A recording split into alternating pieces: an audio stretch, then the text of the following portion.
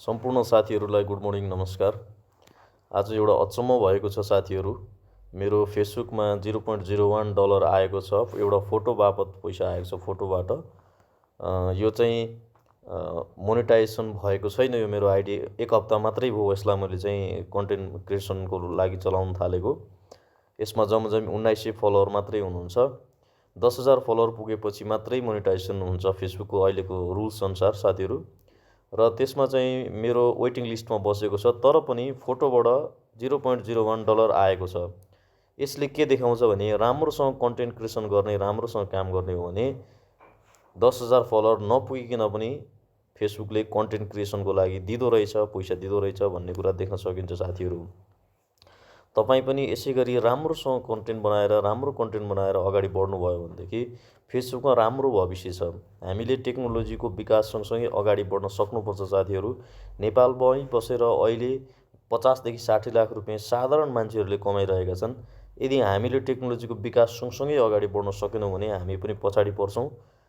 हेर्नुहोस् त $0.01 आएको छ।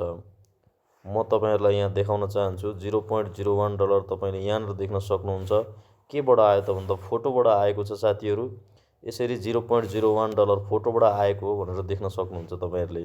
यो सुरुवात अर्निङ हो। यो त हुन त 0.01 एकदमै कम पैसा हो, तर पनि $0.01 यो सुरुवात मात्रै हो। फेसबुकले यति राम्रो पैसा दिन्छ, यति राम्रो पैसा दिन्छ। अहिले कमाउने सबैभन्दा राम्रो माध्यम फेसबुक, सामाजिक सञ्जालहरूमध्ये पनि भनौँ अथवा युट्युब, टिकटक अनि लगायत इन्स्टाग्राम या मध्ये पनि सबैभन्दा राम्रो कमाइ फेसबुकबाट गर्न सकिन्छ साथीहरू। फेसबुकले पैसा दिने भनेको 4वटा क्याटेगोरीमा छ। एउटा फेसबुकले फोटोमा पैसा दिन्छ, तपाईँले यहाँनिर देख्न सक्नुहुन्छ। मैले देखाइरहेको छु। एउटा फोटोमा पैसा दिन्छ। त्यसैगरी तपाईँ लाइभ बस्नुभयो भने पनि लाइभबाट पनि पैसा कमाउन सक्नुहुन्छ। त्यसैगरी तपाईँले हालेको रिलबाट पनि पैसा कमाउन सक्नुहुन्छ। र तपाईँले टेक्स्टहरू हाल्नुहुन्छ, त्यो टेक्स्टबाट पनि कमाउन सक्नुहुन्छ। सोच्नुहोस् त, रुटिङ अफ नेपाल बन्द, एनइबी न्युज जस्ता पेजहरूले कति कमाउँछन् होला महिनामा? उनीहरूको त करोडभन्दा माथिको कमाइ हुन्छ।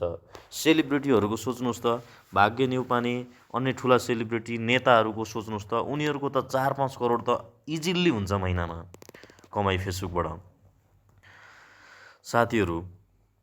तर फेसबुकबाट कमाइ गर्नको लागि केही कुराहरू भने ध्यान दिनुपर्छ हामीले। कन्टेन्ट आफ्नो ओरिजिनल अर्गानिक कन्टेन्ट हाल्नुपर्छ। अरूको चोरेको कन्टेन्ट, कपी गरेको, एडिट गरेको कन्टेन्टहरू नहाल्नुहोस्। त्यस्तोले फेसबुक ग्रो हुँदैन। सुरुवाती अवस्थामा केही ग्रो भए जस्तो भए पनि तपाईँको आइडी पछि गएर फ्रिज हुन्छ र तपाईँले कमाउन सक्नुहुन्न साथीहरू। त्यसै गरी तपाईँले धेरै सेयर गर्ने पनि नगर्नुहोस्। फेसबुकले तपाईँको आफै बुस्ट गर्छ है त साथीहरू। तपाईँहरू पनि राम्रो कन्टेन्ट बनाउनुहोस् र अगाडि बढ्नुहोस्। फेसबुकमा भविष्य छ। हामीले खालि 2टा कुरा गर्नुपर्छ। एउटा कुरा लाज मान्नु हुँदैन। यो कन्टेन्ट क्रिएसन हो, यो एक प्रकारको जागिर हो। नबुझ्ने मान्छेले नराम्रो भन्छन् सुरुमा। यसमा लाज मान्नु हुँदैन, अप्ठ्यारो मान्नु हुँदैन, लाग्नुपर्छ।